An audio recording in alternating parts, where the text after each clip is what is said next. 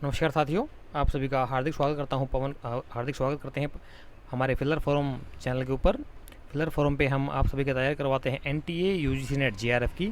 NTA UGC net GRF के साथ साथ साथियों आप तैयारी कर सकते हैं TGT, PGT, first grade, second grade इत्यादि सभी प्रकार के कॉम्पिटिटिव एग्जाम्स को करेक्ट करने के लिए हिस्ट्री विषय के, चाहे वो स्टेट लेवल का एग्जाम हो चाहे वो सेंट्रल लेवल का एग्जाम हो, आप हमारे यूट्यूब चैनल फिलर फोरम को ज्वाइन कर सकते हैं और अपनी तैयारी को स्ट्रॉन्गफुली कर सकते हैं।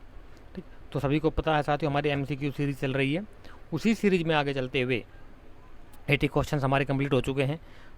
ठीक है, तो आज का जो नया क्वेश्चन आपके सामने, ये क्वेश्चन नंबर 82 आज का फर्स्ट क्वेश्चन। इससे पहले मध्यकाल की 2 वीडियो जो ऑलरेडी हमारी हो चुकी है, जो स्टूडेंट्स लगातार हमारे साथ बने हुए हैं उन्हें पता है। ठीक है, तो क्या कहता है, सल्तनत काल में गया में बनाए गए सूर्य मंदिर के एक शिलालेख में एक सुल्तान का नाम 2 बार आया है। यह सुल्तान कौन था? क्वेश्चन नंबर 82, बताइए ज़रा राइट आंसर क्या होगा साथियों इसका।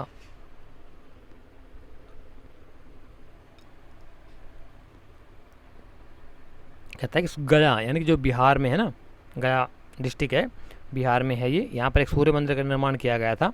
तो यहाँ से एक शिलालेख मिला है जिसमें कि एक सुल्तान का नाम 2 बार आया है, मध्यकालीन सुल्तान है। उसका नाम क्या था? बताइए जरा साथियों क्या नाम रहेगा उसका। 30 सेकंड्स से भी कम का टाइम मिलेगा आपको, उसी दौरान आपने क्वेश्चन का आंसर पुटअप करना है। तो बताइए। हाँ, एक बात और यार, गूगल मीट में बहुत कम लोग आए थे, क्या बात है? बार बार क्वेरीज आती हैं टेलीग्राम पे भी, यूट्यूब में भी हैं, कमेंट्स आप बहुत करते हो, क्या बात है? लेकिन जब बारी आती है वहाँ से गायब हो जाते हो, क्या बात है? कुछ जो पुराने स्टूडेंट्स हैं तो वो आए थे, लेकिन यहाँ पे ज़्यादा स्टूडेंट्स होते हैं। तो डाउट क्लियरिंग सेशन था और कई दिन से लगातार बोल रहा हूँ मैं कि भाई गूगल मीट है, गूगल मीट है, उसको ज्वाइन करना आप सभी ने। सैटरडे को 4 PM 4 बजे शाम को थी गूगल मीट। 1 घंटे तक हमने लगभग सभी स्टूडेंट्स की क्लास ली। जो स्टूडेंट्स आए थे, जिन के स्टूडेंट्स की जो क्वारीज थी वो हमने शॉर्ट आउट की। तो आप लोग भी आ सकते हो, क्या दिक्कत है? जिसको जो स्टूडेंट की क्वारीज होती है, नेक्स्ट सैटरडे को फिर दोबारा सोच रहे हैं, नेक्स्ट सैटरडे को हो सकता है उससे पहले एग्जाम हो जाए तो एक अलग बात है। अदरवाइज नेक्स्ट सैटरडे को 4 बजे फिर दोबारा गूगल मीट होगी, वो भी डाउट क्लियरिंग सेशन होता है हमारा। ठीक है, जिसको नेट जेआरएफ चाहिए वो आए, जिसको ना चाहिए वो मत आए, कोई दिक्कत नहीं है, आप लोगों के लिए होता है। तो क्वेश्चन नंबर 82 का जो राइट आंसर है साथ वो होगा option number A, Firoz Shah Tughlaq. 83 कहता है निम्नलिखित में से किस सुल्तान ने सिक्कों पर उमदत उल निस्वा का बिरूद धारण किया था? उमदत उल निस्वा मतलब एक उपाधि धारण की थी, बिरूद मतलब उपाधि, बिरूद मतलब उपाधि धारण की थी। उदमत उल निस्वा की, उमदत उल निस्वा करके उपाधि धारण की थी। तो सुल्तान का नाम पूछा कि सिक्कों के ऊपर किसने धारण किया था, किसने नाम लिखवाया था उदमत उल निस्वा। क्वेश्चन नंबर 83 का राइट आंसर बताइए फटाफट।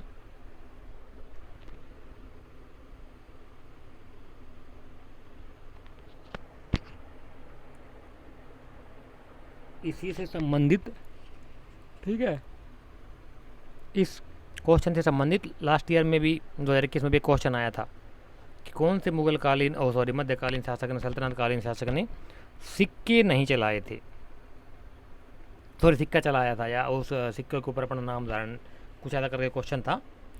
वो बहुत इंपॉर्टेंट क्वेश्चन था, तो उसको भी देख लीजिए आप, PYQ में आपको मिल जाएगा, इसी टॉपिक से रिलेटेड है।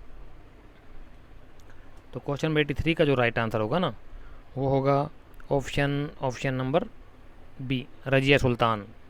इसने अपने सिक्कों पर उमदत उल निस्वा की उपाधि धारण की थी, बिरूद धारण किया था। कहता है क्वेश्चन नंबर 84 निम्नलिखित में से किस ग्रंथ में आदर्श मुसलमान शासक के गुणों का उल्लेख किया गया है? क्या बात है, आदर्श मुसलमान शासक के गुणों का उल्लेख किया गया है कि भाई आदर्श मुसलमान शासक के अंदर ये गुण होने चाहिए। बताइए साथियों राइट आंसर क्या होगा क्वेश्चन नंबर 84 का।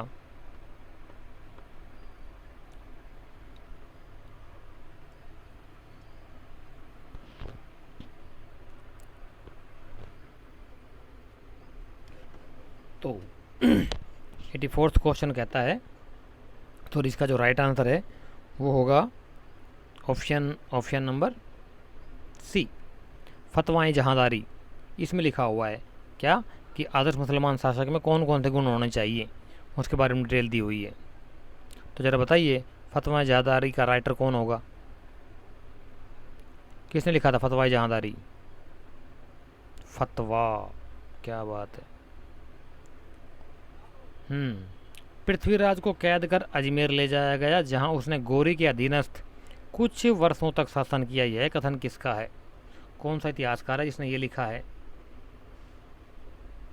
कि पृथ्वीराज चौहान को कैद करके अजमेर ले जाया गया और जहां उसने गौरी का दिन कुछ वर्षों तक शासन किया था।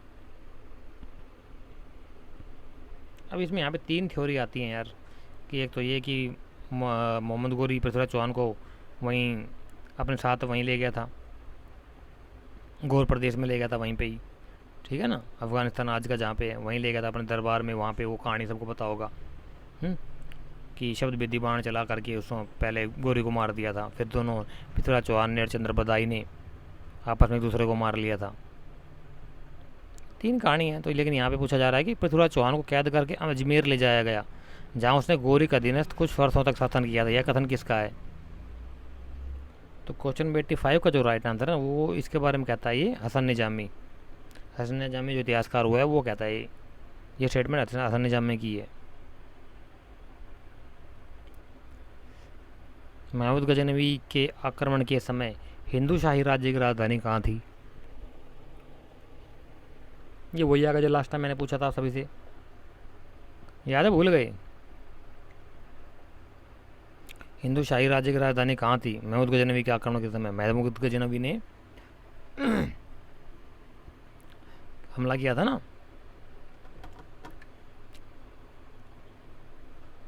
11वीं सेंचुरी के स्टार्टिंग में हमला किया था, जो सोमनाथ मंदिर पर हमला किया था उसने 1025 में सोमनाथ मंदिर पे हमला किया था, सोमनाथ टेम्पल पे।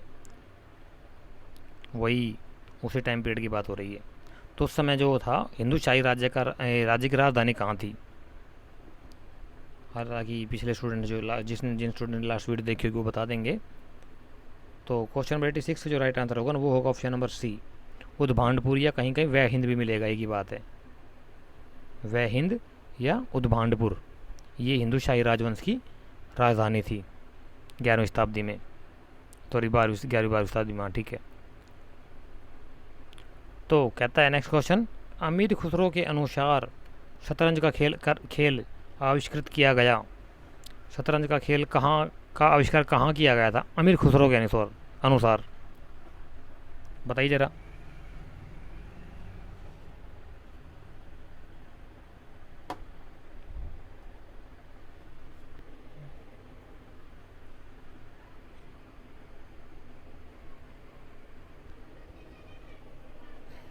तो बताइए साथियों, अमीर खुसरो के अनुसार शतरंज का खेल कहाँ आविष्कार हुआ था? शतरंज का खेल का सिंपल क्वेश्चन है यार ये तो। क्वेश्चन 87 इसका तो राइट आंसर बी होगा, इंडिया में ही हुआ तो और कहाँ होगा।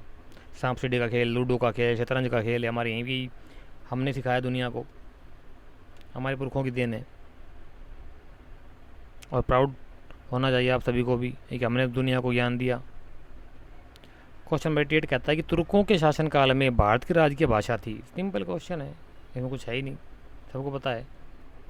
88 में तुर्कों के शासनकाल में जो राज्य की भाषा थी वो फारसी थी, सबको पता है।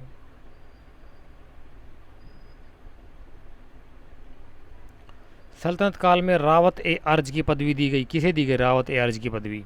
बताइए साथियों।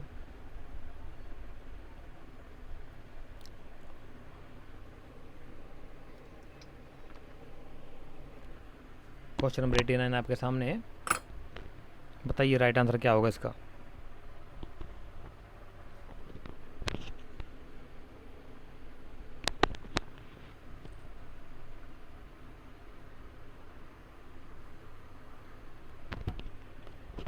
सल्तनत काल में रावत ए अर्ज की पदवी किसे दी गई थी? Question number 89। तो क्वेश्चन नंबर 89 का जो राइट आंसर है ना साथी वो होगा ऑप्शन नंबर बी, इमादुल मुल्क को दी गई थी रावत ए अर्ज। नेक्स्ट क्वेश्चन कहता है कि निम्नलिखित में से किसकी रचना अमीर खुसरो ने नहीं की? 4 बुक्स दी गई हैं, उनके नाम दिए गए हैं, और बताइए ज़रा, इनमें से एक में एक को अमीर खुसरो ने नहीं लिखा था, बाकी तीनों तीनों जो हैं वो अमीर खुसरो के द्वारा लिखी गई बुक्स हैं। तो बताइए ज़रा कौन सी रचना, कौन सी बुक अमीर खुसरो के द्वारा नहीं लिखी गई थी।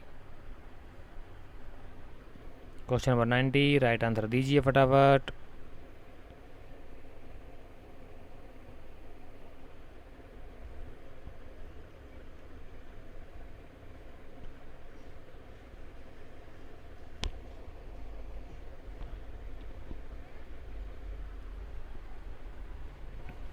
तो क्वेश्चन नंबर 90 का जो राइट आंसर, 90 का जो राइट आंसर है ना, वो है option number D. Tajul Maasir जो है ये अमीर खुसरो की नहीं है, बाकी ये आपकी तीनों खजानुल फतू, तुगलकनामा, सॉरी तुगलकनामा और तारिख अला, ये तीनों जो है अमीर खुसरो की रचनाएँ हैं। क्लियर। नेक्स्ट क्वेश्चन आपके सामने, निम्नलिखित सुल्तानों में किसने शिक्षा में व्यावसायिक पाठ्यक्रम लागू किया। क्या बात है, व्यावसायिक पाठ्यक्रम बोले तो आज जैसे स्किल बेस्ड एजुकेशन है ना, नई एजुकेशन पॉलिसी में स्किल को ज़्यादा प्रायोरिटी दी गई है कि ऐसा स्किल डेवलप किया जाए जिससे लोगों को रोज़गार मिल सके, स्टूडेंट्स को ऐसी रोज़गार परक शिक्षा की। तो वही एजुकेशन सिस्टम लागू किया था। कौन से सुल्तान ने लागू किया था? इजी क्वेश्चन है, बता सकते हो।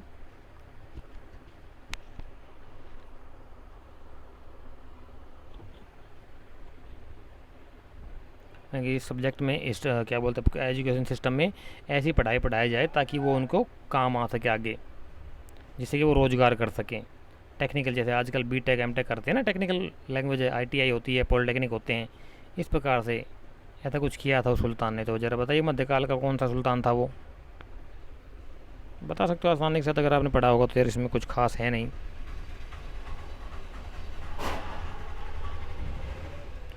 Question number 91। तो 91 का जो राइट आंसर है ना साथी, वो होगा ऑप्शन नंबर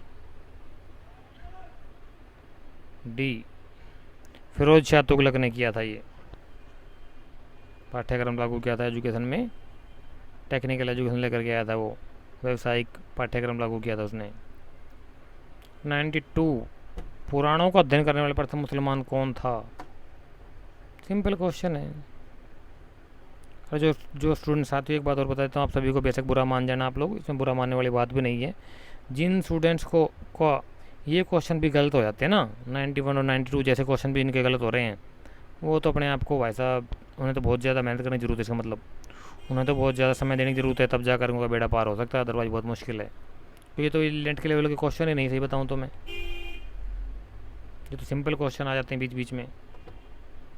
तो 92 का जो राइट आंसर है वो है ऑप्शन नंबर बी, अल बरूनी।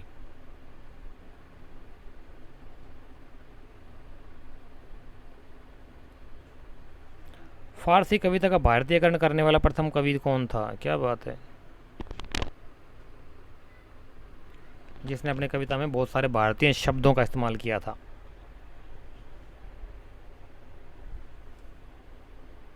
और भारतीय शैली में कविताएं लिखी थी। फारसी कविताएं भारतीय शैली में लिखी थी, तो कविताओं का भारतीयकरण कर दिया गया एक प्रकार से। तो बताइए जरा साथियों, कौन सा कवि था? क्वेश्चन नंबर 93 आपके सामने है।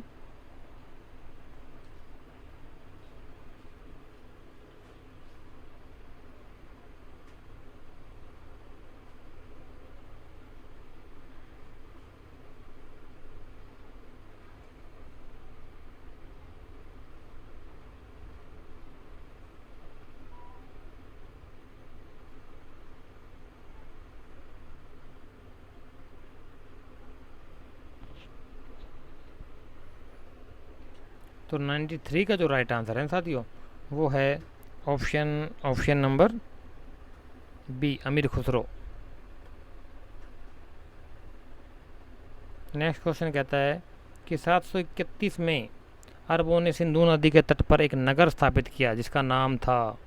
तो 731 ईस्वी में अरबों ने सिंधु नदी के तट पर एक कौन सा नगर बसाया था? पहला आंसर बताइए, फिर मैं इसकी डिटेल बताता हूँ आप सभी को, क्या कारण है इसके पीछे।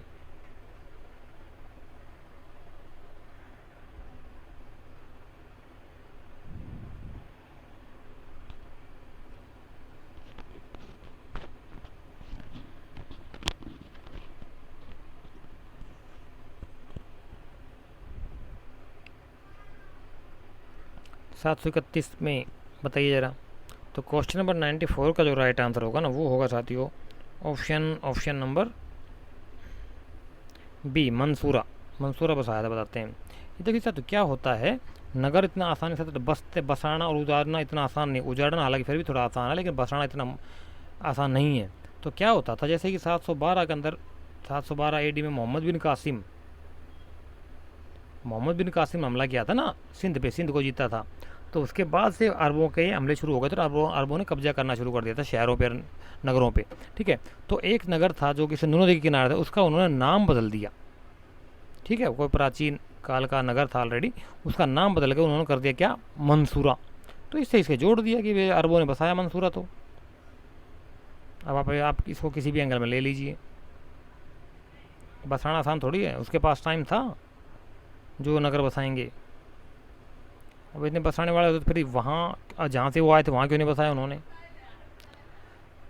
क्वेश्चन नंबर 95 कहता है कि निम्नलिखित इतिहासकारों में से कौन अलाउद्दीन के दक्षिणी अभियान में इसके साथ था। सिंपल क्वेश्चन है यार ये तो। कौन सा इतिहासकार था अलाउद्दीन खिलजी के दक्षिण अभियान में के साथ में था, जो सब पता पड़ा होगा ना। अलाउद्दीन खिलजी दक्षिण का अभियान किया था और उसको फिर मलिक काफूर को भेजा था वहाँ पे दक्षिण को जीतने के लिए। देवल देवी को उठा लाया था, माँ के साथ बेटे का निकाह करवा दिया और बेटी को भगा लेके डूब मरो यार। ऐसे ऐसे इतिहास ऐसे ऐसे हुए हैं, बताओ यार। राजा की बीवी के साथ अपने बेटे का पता ना खुद का निकाह कर लिया। वो बेचारा राजा भाग गया अपने जान बचाकर अपनी बेटी को लेकर के, बेटी को फिर दोबारा पकड़ लिया उन्होंने। क्या यार, सारा इतिहास ही ऐसा लिख पढ़ाया जा रहा। मैं तो माइंड सेटिंग को डिमोरलाइज करने के लिए कभी नहीं पढ़ाया जाता ढंग की बातें। तो 95 का जो राइट आंसर होगा साथी वो था ऑप्शन नंबर, ये थे भाई साहब आमिर खुसरो साहब थे, अलाउद्दीन खिलजी के दक्षिण अभियानों में साथ में एकमात्र इतिहासकार। क्या था, प्रथम सुल्तान जिसने दोआब की आर्थिक क्षमता को समझी थी, कौन था। गंगा दोआब का जो था ना, उपजाऊ ज़मीन थी गंगा दोआब में, जो आज का यूपी और हरियाणा सॉरी उत्तर प्रदेश और बिहार के क्षेत्र का जो है उपजाऊ ज़मीन है, जहाँ पे धान गन्ने बहुत ज़्यादा होते हैं, ये वाला क्षेत्र।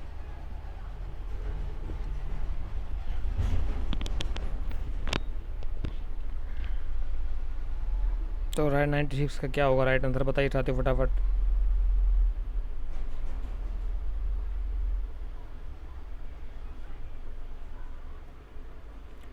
क्वेश्चन नंबर 96 का जो राइट आंसर होगा वो होगा ऑप्शन नंबर बी, इल्तुतमिश था वो।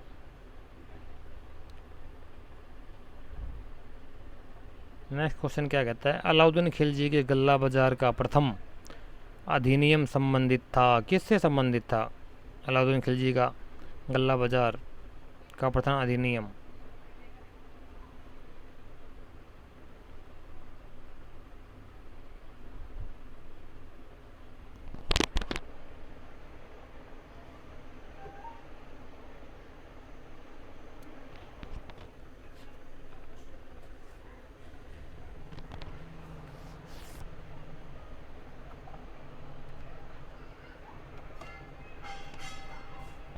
तो 97 का जो राइट आंसर होगा साथी वो क्या होगा, ऑप्शन नंबर बी, सभी प्रकार के गल्लों का भाव निश्चित करने से।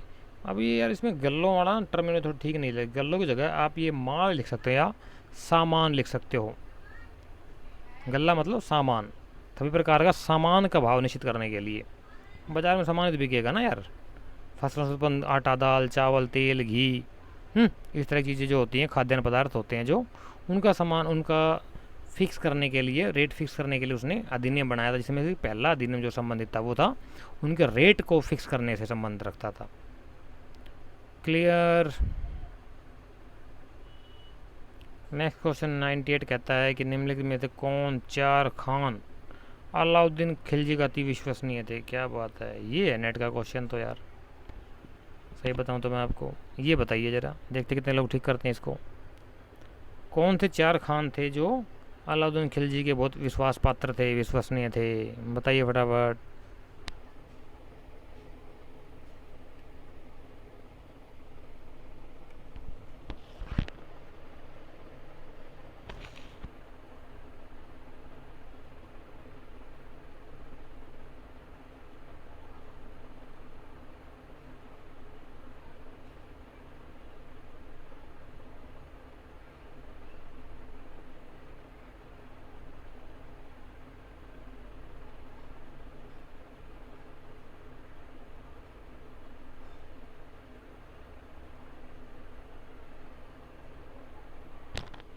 तो क्वेश्चन नंबर 98 का जो राइट आंसर है साथी वो है ऑप्शन नंबर ए, अल्प खां, उलूग खां, नुसरत खां और जफ़र खां। ये चार जो थे ना खान, ये उसके विश्वसनीय पात्र थे। क्लियर? किसके? अलाउद्दीन खिलजी के। नेक्स्ट क्वेश्चन कहता है निम्नलिखित किस सल्तनत के शासन ने प्रशासन में स्वयं घूसखोरी को प्रोत्साहित किया? ये नेट का आया क्वेश्चन है, इंपॉर्टेंट है, लेकिन इजी क्वेश्चन भी बन गया अब तो।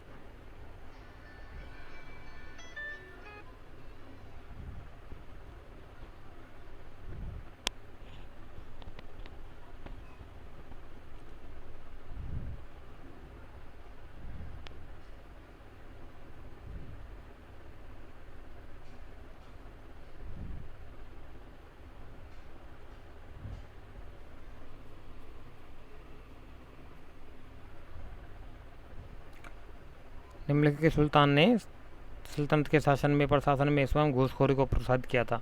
कौन था सुल्तान जिसने स्वयं प्रशासन में घूसखोरी को बढ़ावा दिया था? क्वेश्चन नंबर 99 का जो राइट आंसर है वो होगा option number C, Firoz Shah Tughlaq. इन्होंने ही एक सिक्का ही दे दिया था भाई साहब सेना के अंदर एक बंदे को, है ना, पढ़ा होगा आपने वो। लाहौर में गजनी वंश का अंतिम शासक था?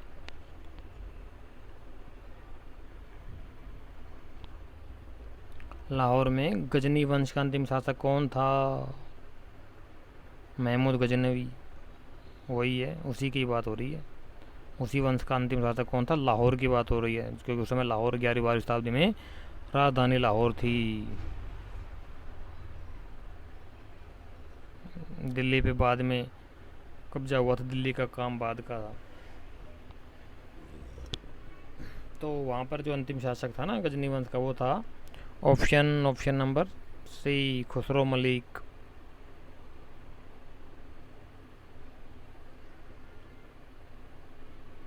क्वेश्चन नंबर 111, दिल्ली के क्यों सुल्तान ने यह नियम बनाया कि किसी एक वर्ष में भू राजस्व में 1/10 या 1/11 से अधिक की वृद्धि नहीं की जाएगी? ये अच्छा काम किया था उसने कि 10% जो है ना, हर साल 10%, मैक्सिमम 10% बढ़ाया जाएगा या 11% बढ़ाया जाएगा। क्या? भू राजस्व सालाना, साल में एक बार बढ़ाया जाएगी। जैसे कि आजकल जैसे लोग शॉप्स किराए पे लेते हैं ना, रेंट प्रॉपर्टी रेंट पे ले लेते हैं, कमरे के किराए पे लेते हैं, तो उसमें भी ज़्यादातर यही नियम लागू होता है कि 10% हर साल बंदा बढ़ा सकता है, मकान मालिक जो है। अगर 5,000 रुपये पर मंथ का कोई रेंट पे किसी ने कोई प्रॉपर्टी ली है, तो उसका नेक्स्ट ईयर वो उसका 5,500 रुपये कर सकता है, जो जायज़ माना गया है। हालांकि इसका कोई लिखित रिटर्न एग्रीमेंट नहीं होता है, पर नॉर्मल मार्केट का रेट होता है, जायज़ होता है ये। लेकिन यहाँ पे हमसे पूछ रहा है कि भू राजस्व के बारे में 1/10 से 1/11 से अधिक वृद्धि नहीं की जा सकती जाएगी। कौन सा शासक था बताइए साथियों? सुल्तान।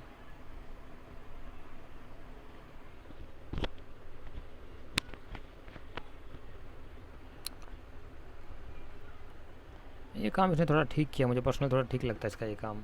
तो ये जो था ना साथी, वो था क्वेश्चन नंबर 101 का राइट आंसर होगा option number C, Ghiyasuddin Tughlaq. Tughlaq dynasty का संस्थापक करता, इसी ने किया था, ये नियम बनाया था। निम्नलिखित में से किसने दिल्ली के 8 सुल्तानों का शासनकाल देखा है? क्या बात है, बहुत उम्र दराज आदमी था ये, बहुत बुजुर्ग होकर के गुजरा था। 8 सुल्तानों का शासनकाल देखा था, लेकिन उन 8 सुल्तानों का बहुत छोटा टाइम पीरियड हुआ था, 13वीं सेंचुरी की बात है।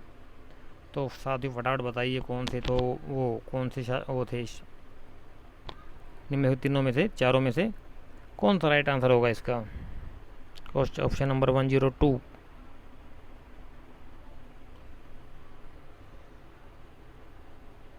नटकाया हुआ क्वेश्चन है बेटा, जल्दी बताओ। इसका जो राइट आंसर होगा ना वो होगा साथियों ऑप्शन नंबर टी, अमीर खुसरो। 8 सुल्तानों का शासनकाल देख लिया था बंदे ने, क्योंकि टाइम पीरियड बहुत कम था ना उन सुल्तानों का, इसलिए। और दिल्ली को राजधानी बनाने वाला सुल्तान कौन था? हाँ ये आगे लो जी, पहले लाहौर थी ना, लाहौर से अब दिल्ली आ गई राजधानी। अब यहाँ दिल्ली पे झगड़ा होता है राजधानी को लेकर के कि राजा कौन बनेगा, सुल्तान कौन बनेगा। जिसकी दिल्ली उसका पूरा देश, आज भी यही है। सेंटर से चलता है ना सरकार, तो सेंटर उससे चलती है, और सेंटर है दिल्ली। जो दिल्ली में बैठेगा पूरे देश पर राज करेगा। हाँ, दिल्ली पे बैठे हुए माननीय मोदी जी हमारे पीएम है। तो क्वेश्चन नंबर 103 का जो राइट आंसर होगा वो होगा option number C, Ghiyasuddin Tughlaq. Tughlaq dynasty के प्रथम शासक थे ये। एक मिनट नहीं भाई, गड़बड़ हो गई उस्ताद, गड़बड़ हो गई। का डी आएगा भाई। हाँ वही मैं करूँ यार, तो बहुत लेट हो गया ना। हाँ, इल्तुतमिश ने आया था, इल्तुतमिश ने किया था। डी आएगा इसका राइट आंसर साथियों, करेक्ट कर ली थोड़ा सा। इल्तुतमिश ने बनाई थी, गयासुद्दीन तो बहुत बाद में आया था यार।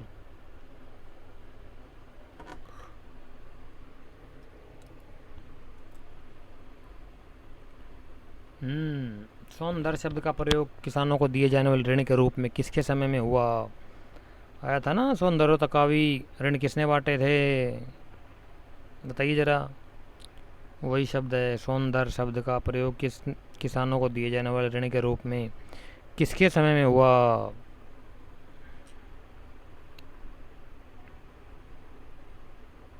इजी क्वेश्चन देखा जाए तो, लेकिन है इम्पोर्टेंट यार। देखते हैं कितने लोग का सही राइट आंसर दे पाते हैं इसका। फटाफट करो साथियों, फटाफट राइट आंसर दो।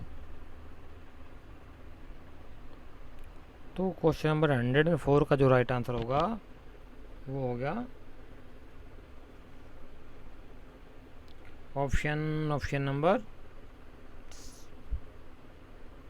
सी, एमबीटी, मोहम्मद बिन तुगलक ने ही सौंदर्य तकावी के नाम से किसानों को लोन दिया था, ऋण उपलब्ध करवाया था। क्लियर। Question number 105 next.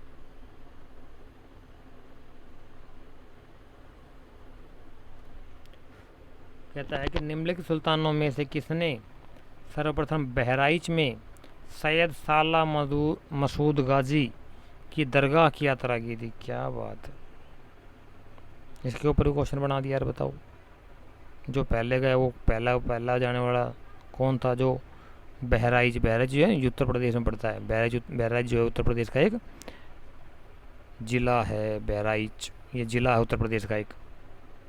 यहाँ पर सैयद सालार मसूद गाजी की दरगाह होती थी। अब तो पता नहीं है कि नहीं है भाई, मुझे नहीं पता, कोई हो तो बताना। तो किसने सबसे पहले उसकी यात्रा की थी वहाँ की? 105 क्वेश्चन नंबर कहता है।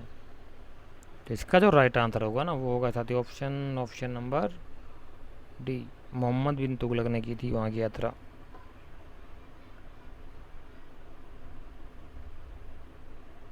हाँ, इसका राइट आंसर बताइए साथियों। क्वेश्चन नंबर क्या कहता है कि निम्नलिखित, पहले क्वेश्चन देख लीजिए फिर इसका मैं ऑप्शन बताता हूँ आपको, कि निम्नलिखित सूफियों में से किसने भारत को पृथ्वी का स्वर्ग कहा है?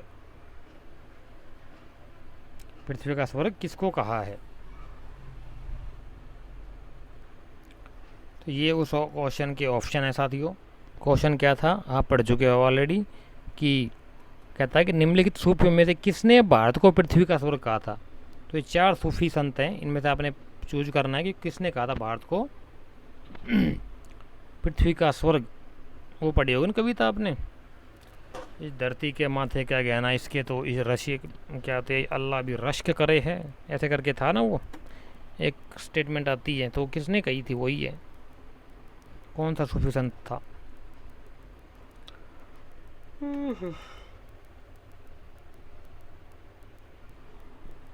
क्वेश्चन नंबर 106 का जो राइट आंसर होगा ना वो होगा साथियों ऑप्शन नंबर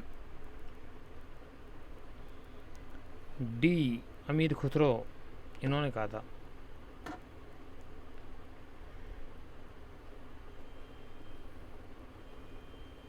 क्वेश्चन नंबर 107 कहता है कि निम्नलिखित फारसी के कवियों में से किसे भारत का सादी कहा जाता है? भारत का सादी कहीं के मिलेगा आपको, भारत का शेख सादी। भारत का शेख सादी किसे कहा जाता है? बताइए साधु, किसे कहा जाता है?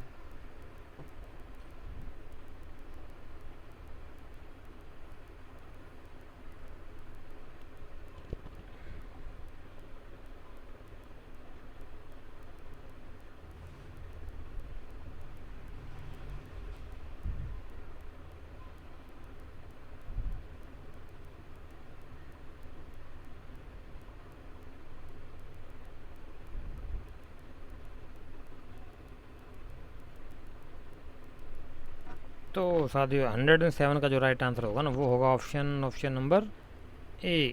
अमीर हसन को कहा जाता है शेख सादी भारत का। क्लियर। नेक्स्ट क्वेश्चन आगे चलते हैं। कहता है कि दिल्ली के सुल्तानों में किस सुल्तान ने गुलरुख के नाम से अनेक कविताएं लिखी। हाँ, ये नेट का क्वेश्चन साथ इंपॉर्टेंट है कि सल्तनत काल का कौन सा शासक था जो कि गुलरुख या गुलरुखी के नाम से उपनाम से अपनी कविताएं लिखता था फारसी में। तो बताइए साथियों कौन सा शासक था।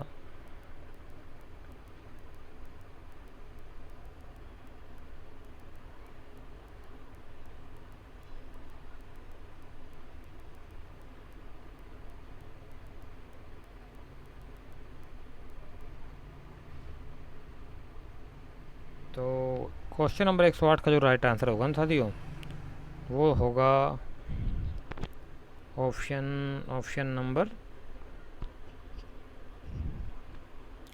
सी। सिकंदर लोदी लिखता था।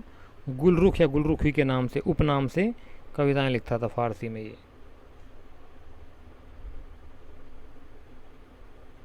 दिल्ली का प्रथम सुल्तान जिसने दरबार में गैर इस्लामी प्रथाओं का प्रचलन किया। गैर इस्लामी जो कि इस्लाम में मान्य नहीं थी, ऐसी प्रथाओं का प्रचलन किया जो कि इस्लाम के अनुसार ठीक नहीं थी। कौन सा था वो।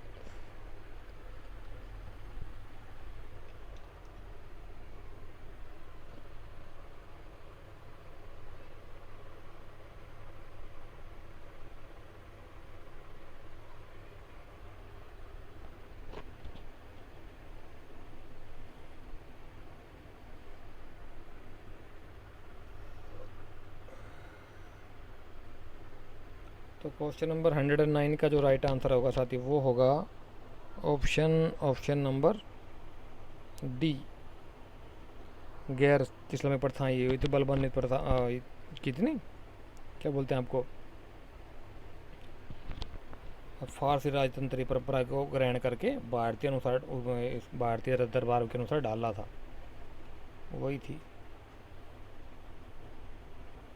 क्या बात है क्या बात है क्या बात है, कुछ ज़्यादा ही हो गए। तो जब वह गद्दी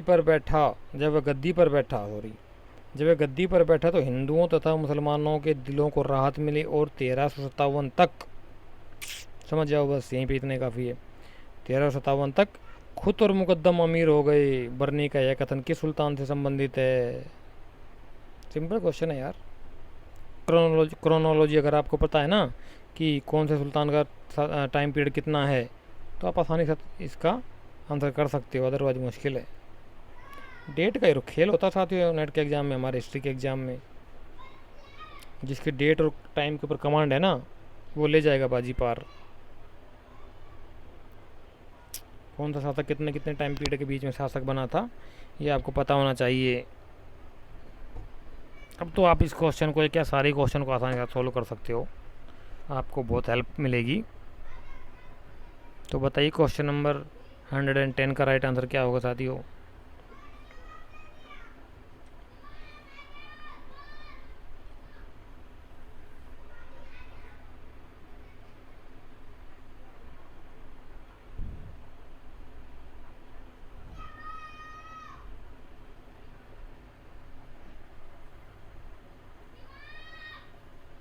इसका जो राइट आंसर होगा ना वो होगा साथियों option number B. Firoz Shah Tughlaq आ गया था भैया 1357 में। 1351 से पहले तक मोहम्मद बिन तुगलक था, उसके बाद तुगलक डायनेस्टी का थर्ड शासन फिरोज शाह तुगलक आ गया था। आपको पता होना चाहिए क्रोनोलॉजी। 2.5 दिन का झोपड़ा मस्जिद में प्रयुक्त प्रस्तर खंडों में निम्न में से किस नाटक के अंश अंकित है। बिल्कुल सिंपल क्वेश्चन है यार। एक राजा हुआ था बेचारा, उसने बनवाया था वहाँ पर सरस्वती विद्या का मंदिर और सरस्वती विद्यालय।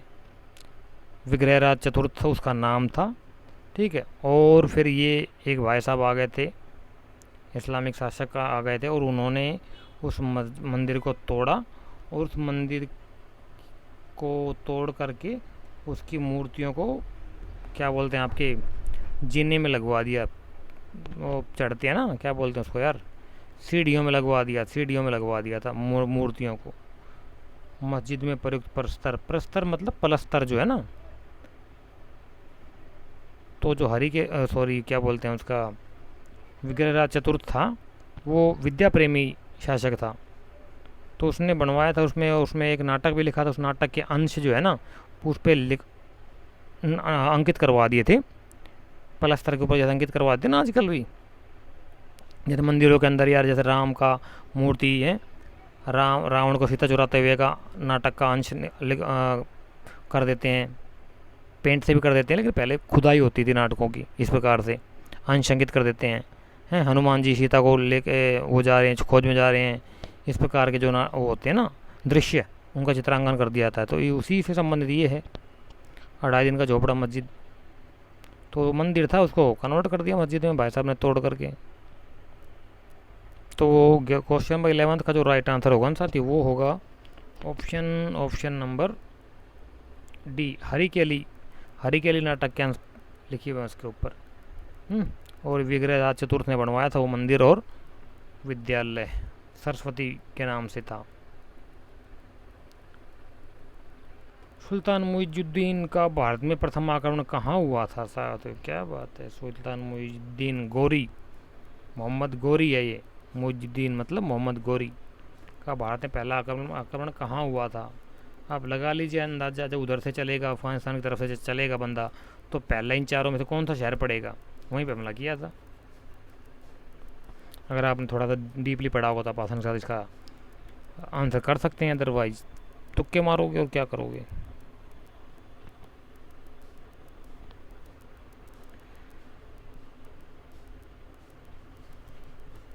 तो क्वेश्चन नंबर 112 का जो राइट आंसर है वो क्या होगा, बताइए फटाफट साथियों। तो जो राइट आंसर होगा वो होगा ऑप्शन नंबर आपका बी, मुल्तान। मुल्तान किसी ज़माने में साथियों मध्यकाल में बहुत पैसे वाला शहर था, बहुत पैसे होते थे यहाँ पे, इसका नाम ही रख दिया था खजाने के ऊपर, अरबों की आंखें चौंधी आ गई थी यहाँ का पैसा देख करके, यहाँ से धन दौलत देख करके। तो क्वेश्चन नंबर 13 कहता है कि टंकी पर टकसाल का, टंकी नहीं टका होगा ये, टंकी नहीं टंका है ये, टका जो सिक्का था ना मध्यकाल में, टका जो चांदी का सिक्का चलता था उसकी बात हो रही है।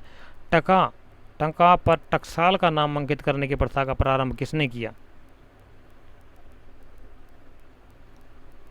तो बताइए साथ, टंका जो सिक्का था चांदी का, उसके ऊपर टकसाल का नाम, जहाँ से वो डाले जाते थे ना उस जगह का नाम, उस जहाँ डाले जाते हैं सिक्के उसे टकसाल बोलते हैं। तो उस टकसाल का नाम, जिस टकसाल में डाले गए उस जगह का नाम अंकित करने की प्रथा का शुरुआत किसने की थी? सामने आपके 4 ऑप्शन है, 4 ऑप्शन में से आपने राइट आंसर पुटअप करना है, बताइए क्या था।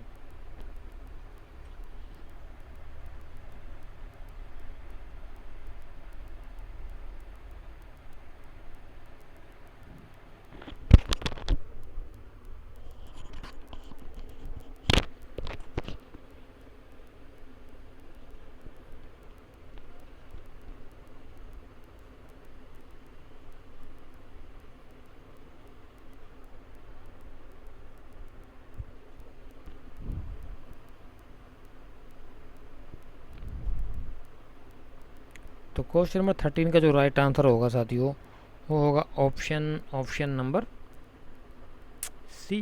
सिंपल क्वेश्चन है यार, ये तो इसमें कुछ है ही नहीं। इल्तुतमिश ने इसने चांदी का टका और तांबे का जित्तल चलाया था, मानकीकरण किया था सिक्कों का सल्तनत काल में, पहला इसको माना जाता है इवेलुएशन करने वाला, सिक्कों का वैल्यू वो क्या बोलते हैं, मानक सही करने वाला। 114 सुल्तान इल्तुतमिश के शासनकाल में न्याय चाहने वाले व्यक्ति को पहनना पड़ता था? बिल्कुल सिंपल क्वेश्चन, क्या पहनना पड़ता था बताओ जरा।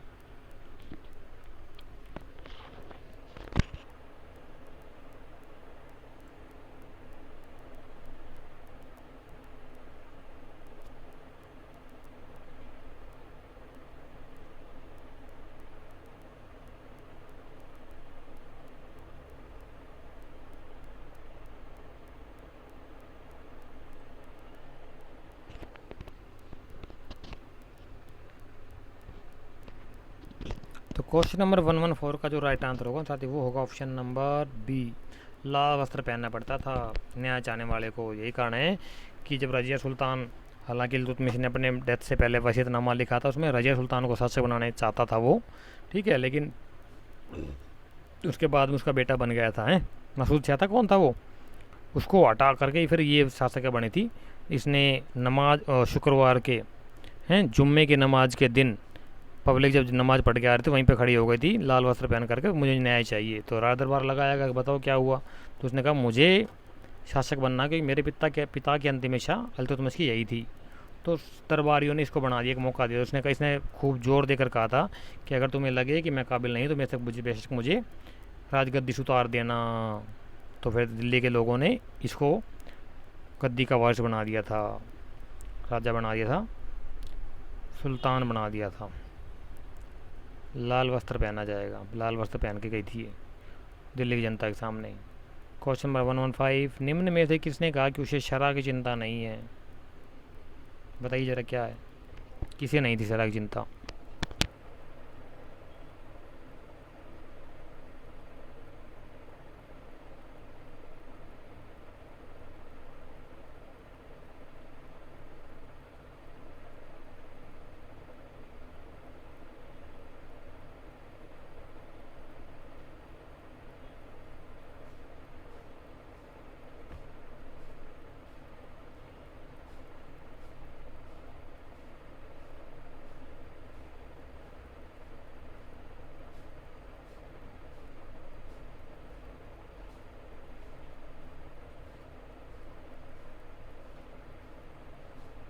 एक 115, क्वेश्चन नंबर 115 का जो राइट आंसर होगा वो होगा option number D. Alauddin Khilji ने कहा था कि मुझे शरह की चिंता नहीं, शरह बोले तो शरीयत सही शब्द होगा इसका, शरीयत की चिंता नहीं है, क्योंकि इस्लामिक जो कानून होते हैं ना उसे शरीयत कहा जाता है। क्या कहता है कि मुझे शरीयत की चिंता नहीं है कि शरीयत के अनुसार जो मैं फैसला लेता हूँ वो उचित है या अनुचित। मैं लोगों के लिए जो सही फैसले होंगे वो लूँगा, चाहे वो शरिया के अनुसार हो या ना हो। कट्टर था। आगे कहता है कि सुल्तान बलबन ने अपने दरबार का गठन किया था। बता चुका हूँ ऑलरेडी, फारसी पद्धति पर होगा। सिंपल क्वेश्चन है, स्किप करो ऐसे क्वेश्चन को। 117, निम्न में से ऊसरी भूमि के स्वामी कौन थे। इम्पोर्टेंट क्वेश्चन है, बताइए जरा। उश्र या उश्री एक ही बात है।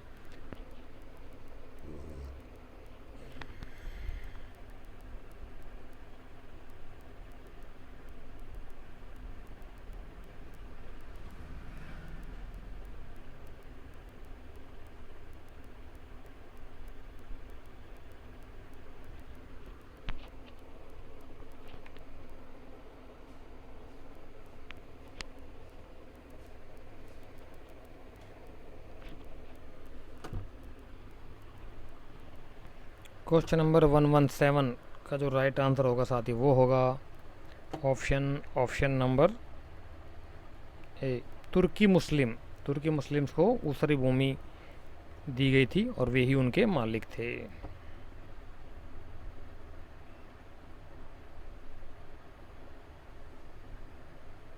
नेक्स्ट क्वेश्चन कहता है कि 118, नकद वेतन के बदले इक्ता का आवंटन बंद कर दिया था, किसने बंद किया था बताइए। ये अच्छा काम किया था इसने। इक्ता मतलब एक प्रकार की जागीर, भूमि का टुकड़ा बंद कर दिया था, उसकी जगह पे कैश वेतन देना शुरू कर दिया था। किसने शुरू किया था अपनी सेना में।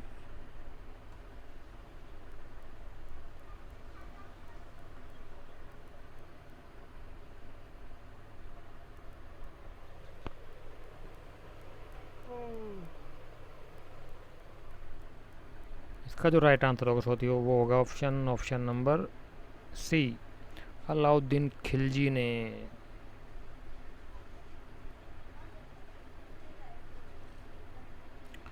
सल्तनत काल में शाही सचिवालय के प्रधान को जाना जाता था। शाही सचिवालय बोलो तो इंपीरियल सेक्रेटेरिएट, सचिवालय बोलो तो आज का सेक्रेटेरिएट। जहाँ पे सचिव लोग बैठते हैं, मंत्री के नीचे सचिव लोग बैठते हैं, सेक्रेटेरिएट, इन्हीं के हाथ में असली पावर होती है। मंत्री तो नाम के होते हैं, यही फॉलो करते हैं, यही इम्प्लीमेंट करते हैं पॉलिसीज़ को। सेक्रेटेरिएट जो है दिल्ली के अंदर, वहीं से चलता पूरा सिस्टम। तो बताइए साथियों, उसे उसके प्रधान को क्या कहा जाता था? जैसे ग्राम के प्रधान को सरपंच कहा जाता है ना, इसी प्रकार की बात हो रही है। डिस्ट्रिक्ट के प्रधान को डीएम, डिस्ट्रिक्ट मजिस्ट्रेट, और स्टेट के प्रधान को सीएम, चीफ मिनिस्टर, मुख्यमंत्री, और देश के प्रधान को पीएम, प्रधानमंत्री। इसी प्रकार से पूछा जा रहा है, सही सचिवालय प्रधान को क्या कहेंगे?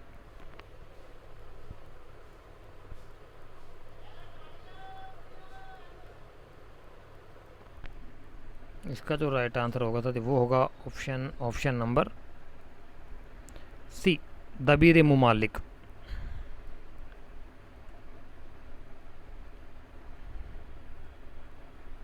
प्रथम इलवरी सुल्तान शासक कौन था?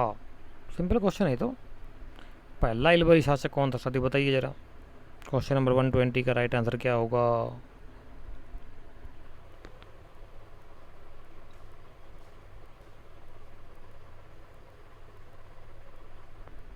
तो ये था ऑप्शन। आप बताओ यार, पहले थोड़ा स्लो स्लो चलेंगे, आप लोगों को टाइम कम मिल रहा है मुझे लग रहा है।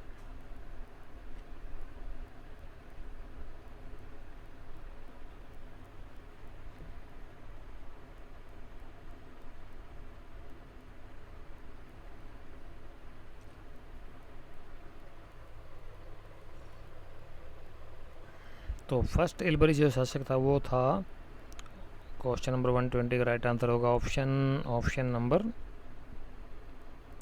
ए, इल्तुतमिश। हालांकि इससे पहले क्या बोलते हैं आपका कुतुबुद्दीन ऐबक था, लेकिन वो शासक नहीं बना था, ना ही उसने अपने आप के खुतबा, ना ही उसने खुतबा पढ़ा था, ना ही अपने नाम के सिक्के जारी किए थे। हालांकि वो गुलाम भी था, तो गुलाम शासक का पहला, गुलाम का पहला शासक बोले तो इल्तुतमिश, सॉरी आपका अलाउद्दीन, यार क्या बोल गया, कुतुबुद्दीन ऐबक।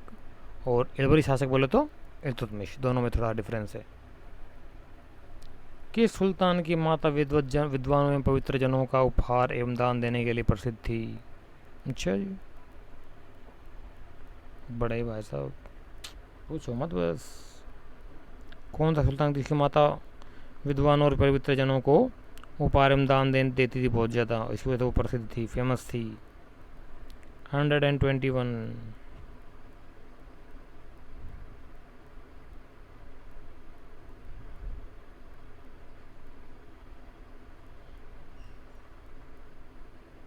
क्वेश्चन नंबर 121 का जो राइट आंसर होगा साथी वो होगा ऑप्शन नंबर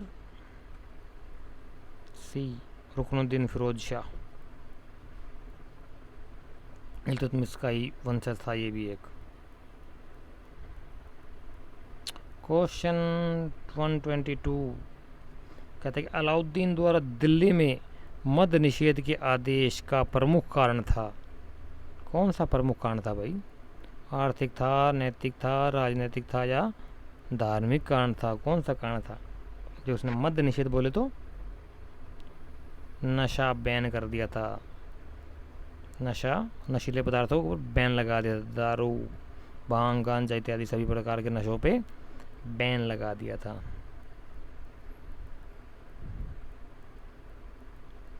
तो क्वेश्चन नंबर 122 का जो राइट आंसर होगा वो होगा ऑप्शन नंबर सी, राजनीतिक कारण था उसका। पॉलिटिकल इश्यूज होते हैं, इस वजह से बैन लगाई जाती हैं हर चीज़ें। इतने भले कहाँ थे। क्वेश्चन नंबर 123 कहता है क्या कि लोदियों का राजत्व सिद्धांत आधारित था?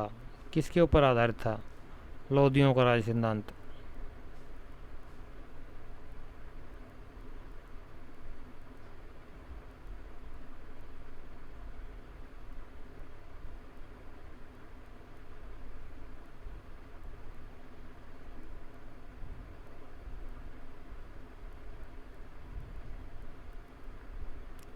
बताइए साथियों, राइट आंसर क्या होगा इसका, क्वेश्चन नंबर 123 का?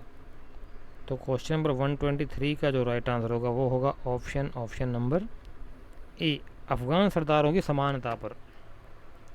अफगान सरदारों को बेहलोल लोदी था, वो अपने समान मानता था उन सभी सरदारों को और उनके साथ नीचे बैठ जाता था, वो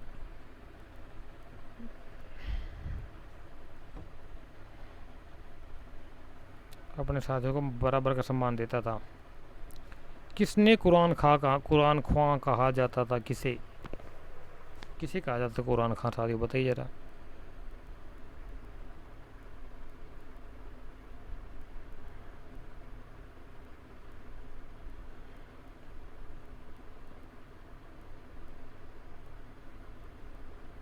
क्वेश्चन नंबर 124 का राइट आंसर क्या होगा साथियों, बताइए फटाफट।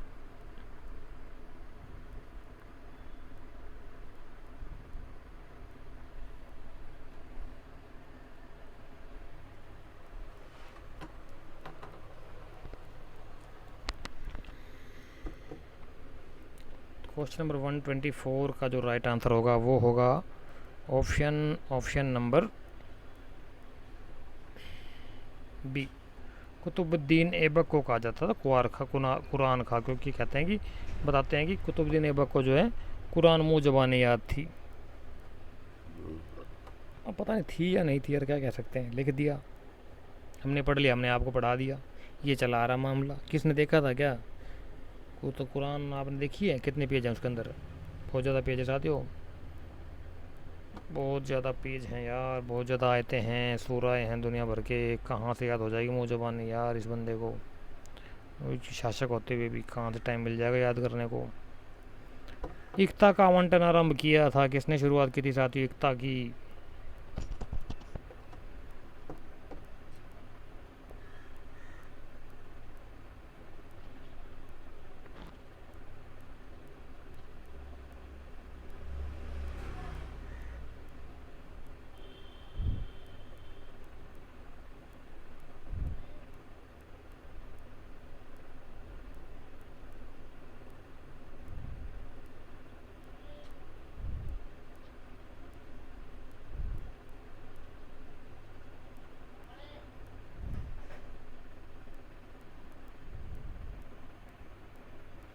तो क्वेश्चन नंबर 125 का जो राइट आंसर होगा ना साथी वो होगा ऑप्शन नंबर ए, मुइजुद्दीन बोले थे, मुइजुद्दीन मोहम्मद गोरी। अब समझ जाओगे आप, गोरी का साथ जुड़ा हुआ है मुइजुद्दीन, वही गोरी जिसने पृथ्वीराज चौहान को तराइन की लड़ाई में पहले में खुद हारा था, दूसरी में हरा दिया था। 1191 और 1192 में दो युद्ध हुए थे तराइन के, बैटल ऑफ तराइन सबने पढ़ी है, क्लियर। आगे चलते हैं। अलाउद्दीन खिलजी कहता है, अलाउद्दीन खिलजी के आर्थिक आदेशों का प्रमुख उद्देश्य था, अलाउद्दीन खिलजी का आर्थिक आदेशों का प्रमुख कारण क्या था, प्रमुख उद्देश्य क्या था, क्या करना चाहता था वो इस काम से, बताइए जरा। राइट आंसर क्या होगा? क्वेश्चन नंबर 126 आपके सामने है।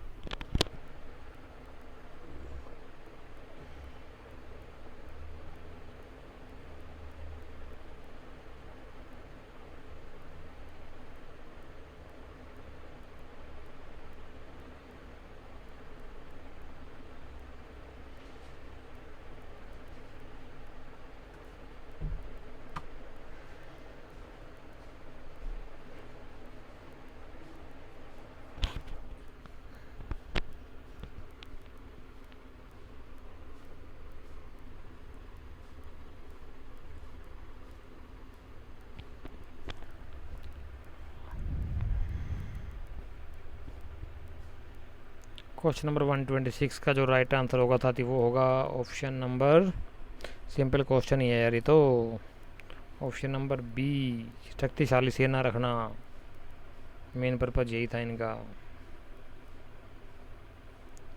क्वेश्चन नंबर 127 का जो राइट आंसर है वो कहता है क्या कि 127 इतिहासकार मिनहाज सिराज के अनुसार दिल्ली का आधा सुल्तान कौन था?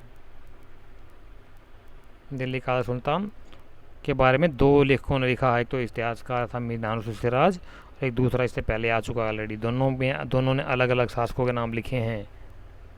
दोनों में डिफरेंस है, क्यों? क्योंकि दोनों शासकों के दो अलग अलग इतिहासकार स्टेटमेंट देते हैं इस बारे में।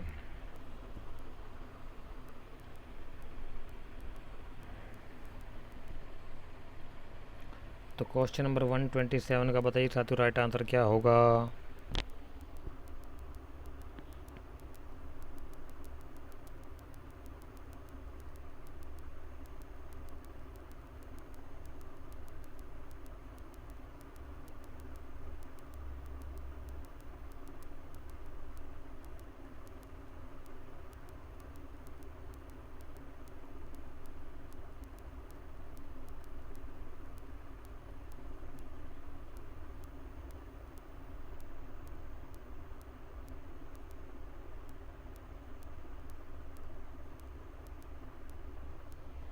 तो क्वेश्चन नंबर 127 का जो राइट आंसर होगा साथी वो होगा option number B, Nasiruddin Mahmud. मैं नासुराज इसे दिल्ली का आदर्श सुल्तान मानता था। किसे? नासिरुद्दीन महमूद को। क्वेश्चन नंबर 128 कहता है कि बलबन एक उत्तम अभिनेता था और अपने दर्शकों को आधुनिक फिल्मी सितारों की भांति मंत्रमुग्ध कर रखता था। बलबन एक उत्तम अभिनेता था, अच्छा एक्टर था, अपने दर्शकों को आधुनिक फिल्मी सितारों की भांति मंत्रमुग्ध रखता था। किसने कहा? यह कथन किसका है? किस हिस्टोरियन ने स्टेटमेंट दी है बलबन के बारे में? क्वेश्चन नंबर 128 का राइट आंसर बताइए साथियों।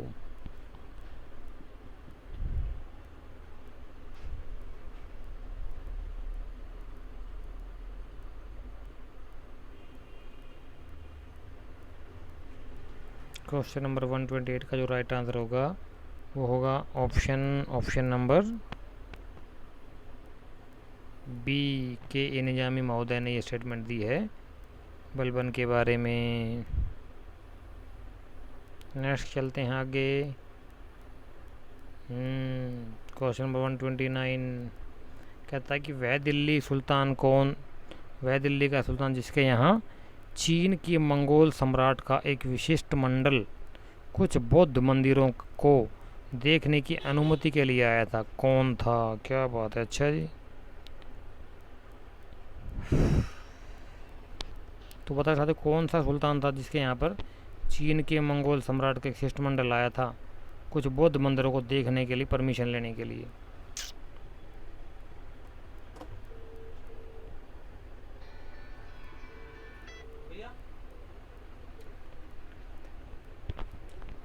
तो इसका जो राइट आंसर होगा साथी वो होगा क्वेश्चन नंबर 129 का option number B, Mohammad bin Tughlaq के समय में आया था। क्लियर? क्वेश्चन नंबर 130 और आज का लास्ट क्वेश्चन साथियों ये कहता है क्या कि निम्नलिखित में से किस इतिहासकार ने इल्तुतमिश को भारत में मुस्लिम राज्य का वास्तविक संस्थापक माना है?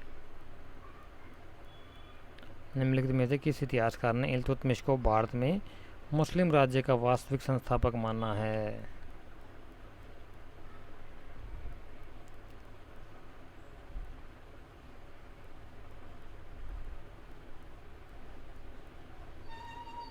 क्वेश्चन नंबर 130 का राइट आंसर बताइए साथियों क्या होगा? तो क्वेश्चन नंबर 130 का जो राइट आंसर होगा ना वो होगा ऑप्शन नंबर ए, आर पी त्रिपाठी। इन्होंने माना है भारत में मुस्लिम इल्तुतमिश को भारत में मुस्लिम राज्य का वास्तविक संस्थापक। क्लियर? तो ये आज का क्लास थी साथियों, हमारे कुछ क्वेश्चन थे जिनको हमने फॉलो किया, डिटेल में एक्सप्लेन भी किया इनको। नेक्स्ट वीडियो में फिर दोबारा मुलाकात होगी आपके सामने कुछ नए क्वेश्चंस के साथ में, उनका एक्सप्लेन करेंगे हम। तब तक आप हमारे साथ बने रहिए।